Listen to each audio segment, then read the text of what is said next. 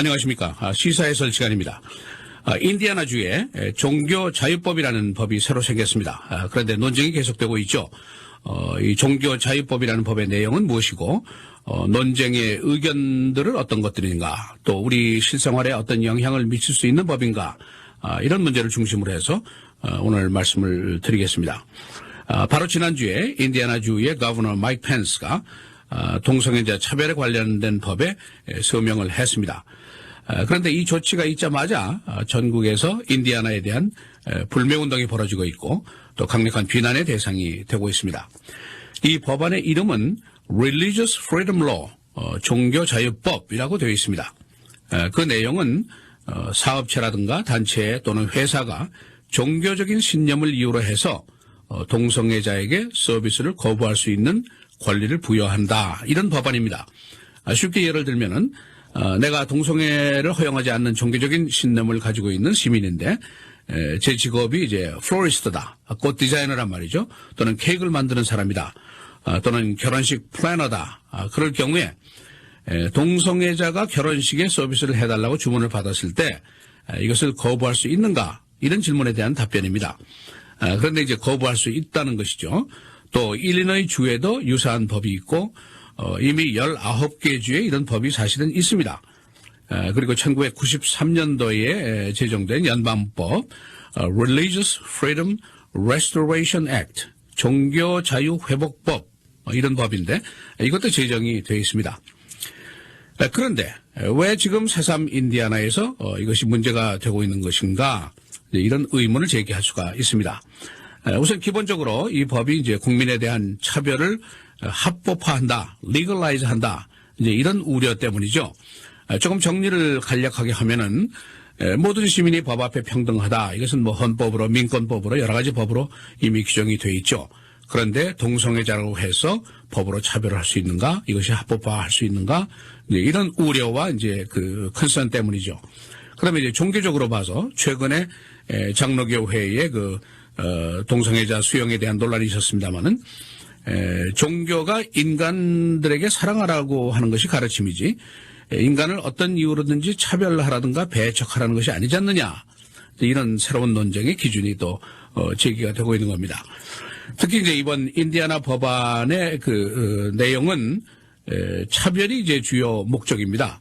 동성애 문제를 넘어서서 어떤 형태의 차별이냐, 또는 어떤 대상에 대한 차별이냐, 이런 것에 대해서 이제 미국이 엘러지적 반응을 일으키는 것은 뭐 사실 당연하죠.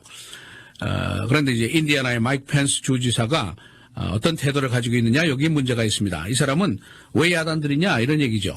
이미 일리노이주라든가 켄터키라든가 우리 이웃집에 더 나가서 19개 주가 이런 유사한 법안을 가지고 있는데 왜 우리만 가지고 지금 새삼 야단이냐, 이런 태도입니다.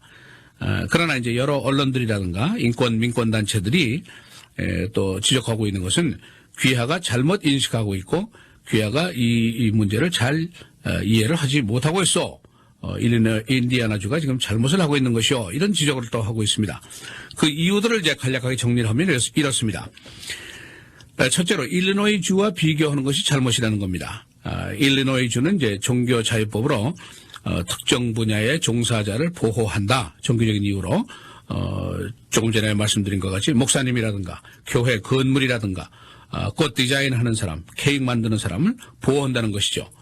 그런데 일리노이주는 동시에 Anti-Discrimination Law라는 반차별법이라는 것이 있습니다. 이 법은 성적 성향 때문에 차별받지 아니한다, 그러니까 동성애자이기 때문에 차별받지 않는다 하는 그런 법이 또 하나 있습니다. 이런 법은 전국 17개 주가 이제 보유를 하고 있는데 그렇다면은 두 법의 개념이 상충하고 있는 것이 아니냐 하는 질문을 할 수가 있죠. 그러나 답변은 그렇지 않습니다. 왜냐하면은 반차별법이 더 우선하는 법이라는 거죠. 그래서 동성애자에 대한 서비스를 거부한다고 하려면은 확실한 근거를 제시해야 됩니다. 내가 자격증이 있는 목사다, 또는 이 교회가 어느 교단의 건물이다, 이거를 제시하면은 이게 된다는 말이죠. 그러나 인디애나 법의 경우에는 전반적으로 비즈니스를 거부할 수 있도록 광의의 해석을 하고 있다는 겁니다. 그러니까 쉽게 예를 들면은 지금 이제 뭐 교회 가서 동성애자가 결혼식을 못하는 것뿐이 아니라 가령 핫도그샵에 가서 또는 그로서리 스토어에 가서도 차별을 받을 가능성이 있다는 거죠. 그렇게 되면은 이 헌법이 평등권을 부여하고 있는데 여기에 대한 아주 위헌이 아니냐 이제 그런 지적입니다. 두 번째는 그 타이밍입니다.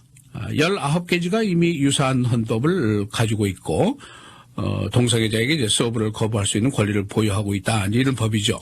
그런데 이 법들이 대부분 언제 나왔느냐? 1993년도 연방법이 제정할 당시에 전후를 해서 생긴 법들입니다. 그 이후에 이런 시도도 별로 없었고 또 시도한 것들도 실패를 했습니다. 예를 들면은 아주 보수적인 주가 이제 애리조나 주인데 여기서도 유사한 법안을 제정하려고 그러다가 무위로 돌아간 적이 있습니다. 그러니까 그 무시무시한 애리조나 이민법 이것을 제정한 주지사가 바로 젠 브루어라는 주지사인데 이 사람도 이 법을 비토를 했단 말이죠.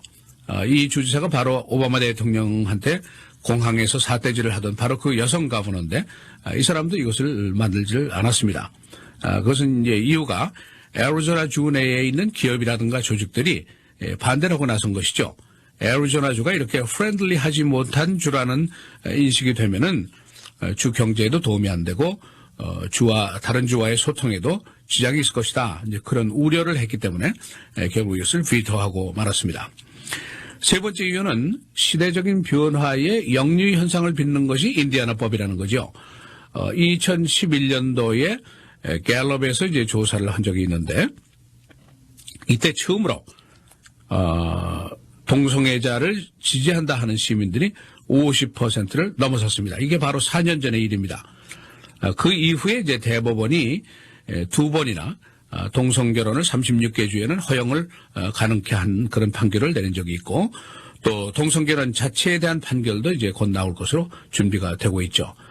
그리고 지난번에 말씀드린 이미 기독교 내에서도 장로교라든가 여러 교단들이 동성애를 수용하도록 이제 결정을 한 그런 변화가 있었습니다. 그러니까 지금은 이제 동성애를 도덕이라든가 윤리적인 개념으로 이해하는 것이 아니라 동등권, 차별금지 이런 개념으로 일반 시민들이 인식을 하는 그런 시류 속에 지금 현재 우리가 살고 있다는 거죠. 그런데 이제 이런 시류를 역류하면서 인디아나주가 새삼스러운 법을 제정한다고 나서니까 결국 역풍을 맞게 된 것이 아니냐 이런 해석을 언론들이 하고 있습니다. 인디아나 주지사가 지난주에 새 종교자유법에 서명을 한 즉시 그 후에 수천 명의 그 반차별법 시위대들이 시위를 벌였습니다. 그리고 이 애플사라든가 이런 그 대기업의 회장이 반대 의견을 신문 기고를 통해서 공개적으로 냈습니다. 그리고 NCAA 대학 농구팀이죠. 인디아나폴리스의 이제 게임이 여러 개 예정이 되어 있는데 이것을 보이콧하라는 그런 압력을 받고 있습니다. 또 NBA 인디아나 페이서 유명한 그 바스켓볼 팀이죠. 여기도 이제 유명한 유사한 움직임이 나오고 있습니다. 또 인디아나에 주재하고 있는 주요한 기업체들이 여기에 반대를 하고 나섰고 재밌는 것은 시애틀 인디아나에서 멀리 떨어져 있습니다만은 시애틀의 메이어가 에드 머레이라는 사람인데 이 사람이 행정명령을 내렸습니다. 그래서 시애틀 시 직원들은 시 예산으로 다시 말해서 시민들의 세금으로 나가는 이 돈으로는 인디아나의 출장을 금지한다. 이런 시장의 행정명령을 내렸다는 보도도 있습니다.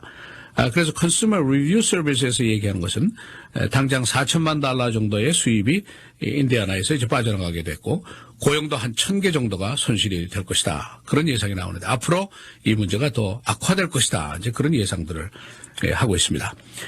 시카고의 한인 커뮤니티에는 여러분 아시다시피 동성애 문제가 뭐 표면화된 적이 별로 없습니다.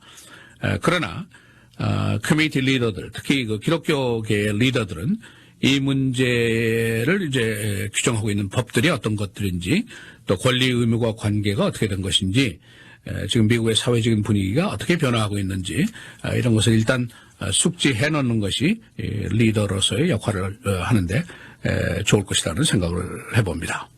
시사해설 김정일입니다.